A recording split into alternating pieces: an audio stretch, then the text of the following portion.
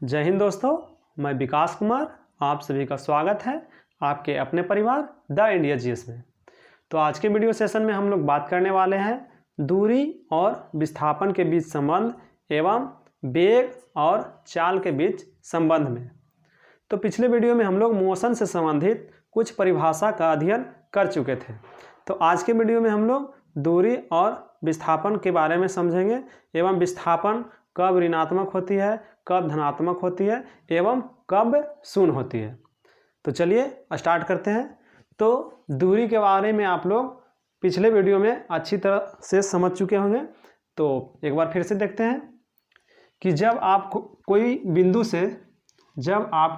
से या फिर अपने घर से चलना प्रारंभ करते हैं, कोई बिंदु से या घर से चलना प्रारंभ करते हैं, तो मान लिए जाए आप अपने दोस्त के घर पहुँचे। किसके पास पहुँचे? दोस्त के घर पहुँचे। वो दोस्त कोई भी दोस्त मान लीजिए एक दोस्त राम के पास पहुँचे।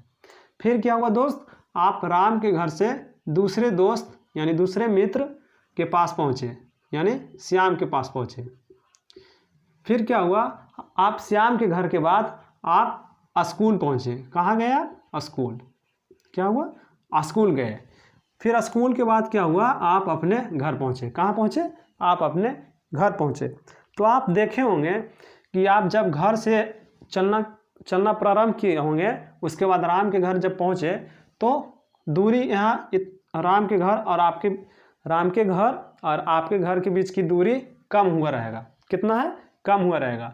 उसके बाद फिर क्या हुआ मेरे दोस्तों, राम से जब श्याम की ओर बढ़ते हैं तो फिर क्या हुआ, दूरी आपकी बढ़ती जाती है। क्या होता है? आपकी दूरी बढ़ती जाती है।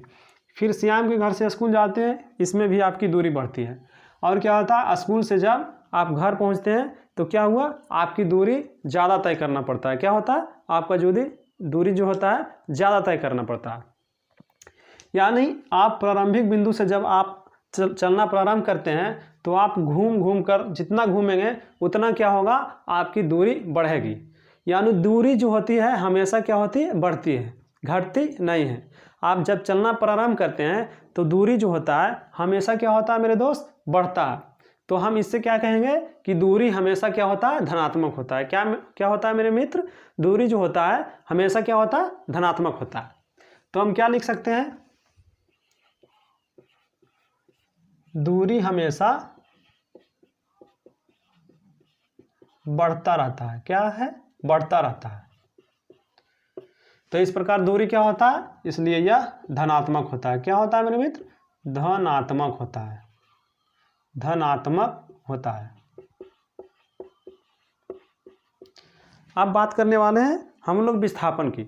तो विस्थापन के भी बारे में आप लोग पिछले वीडियो में देख चुके होंगे कि विस्थापन का मतलब क्या होता है। तो विस्थापन का मतलब आप समझ चुके होंगे कि प्रारंभिक बिंदु से अंतिम बिंदु के बीच का जो न्यूनतम दूरी होता है उसे हम क्या कहते हैं?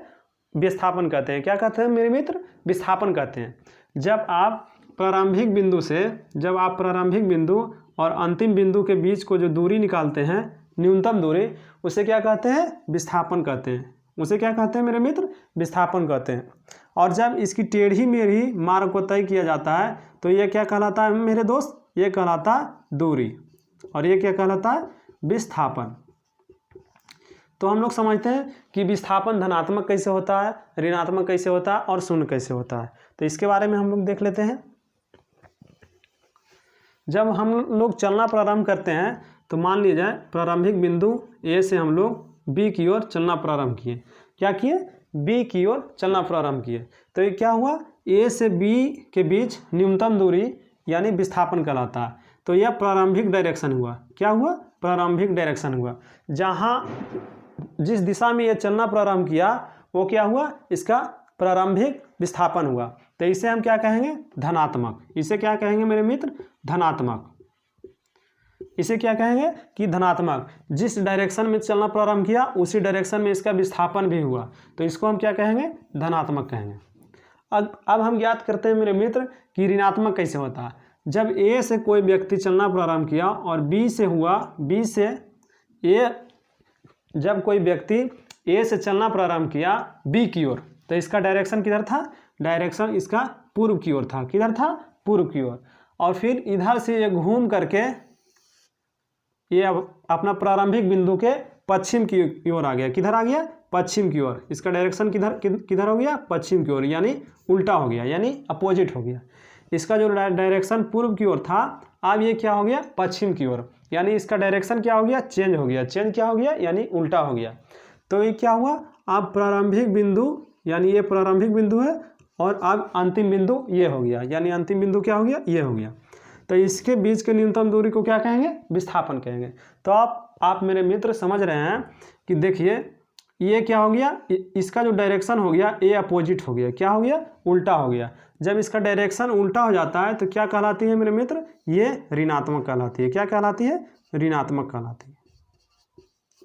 आप लोग को समझ में आ रहा होगा कि जब अपनी डायरेक्शन में जाता है तो क्या होता है? धनात्मक होता है, और अपनी डायरेक्शन के विपरीत जाता है तो क्या होता है मेरे मित्र? ऋणात्मक होता है।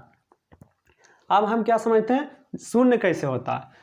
जब कोई व्यक्ति प्रारंभिक स्थान से चलना प्रारंभ करता है और फिर घूमकर वहीं आ जाता है, तो क्या होता है इसका मित्र? क्या होता है इसमें? प्रारंभिक बिंदु और अंतिम बिंदु भी यही हो गया, यानी इसका क्या हुआ? इसका सिर्फ दूरी कवर किया गया। इसका क्या हुआ? इसका सिर्फ दूरी कवर कर गया। इसमें क्या हुआ? विस्थापन नहीं हुआ। प्रारंभिक बिंदु और अंतिम बिंदु जब एक ही बिंदु में आ जाता है तो इसमें क्या होता है मेरे मित्र? विस्थापन नहीं होता है। तो क्या हुआ? इसमें विस्थापन क्या हो गया? शून्य हो गया, यानी विस्थापन इसमें नहीं हुआ। तो आशा करते हैं कि आप लोग समझ गए होंगे कि विस्थापन ऋणात्मक, धनात्मक और शून्य कैसे होता है। तो इसको हम लोग डिनोट करते हैं।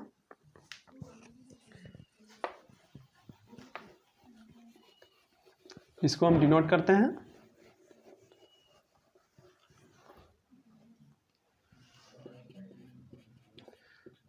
विस्थापन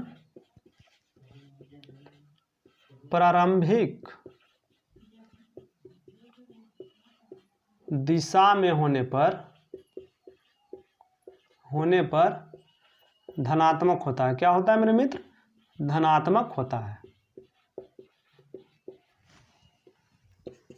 एवं विस्थापन प्रारंभिक दिशा के विपरीत होने पर विस्थापन प्रारंभिक दिशा के विपरीत होने पर क्या होता है मेरे मित्र? ऋणात्मक होता है। क्या होता है? ऋणात्मक होता है। और जब प्रारंभिक एवं अंतिम बिंदु एक ही स्थान पर हो तब विस्थापन क्या होता है मेरे मित्र? विस्थापन क्या होता है? शून्य होता है। क्या होता है मेरे मित्र? शून्य होता है। इसके बाद हम लोग बात करने वाले हैं चाल के बारे में। तो चाल के बारे में आप लोग जानते हैं मेरे मित्र कि चाल को हम किस प्रकार डिनोट करते हैं? तो चाल को आप लिख सकते हैं दूरी बटा समय। क्या होता है मेरे मित्र? दूरी बटा समय।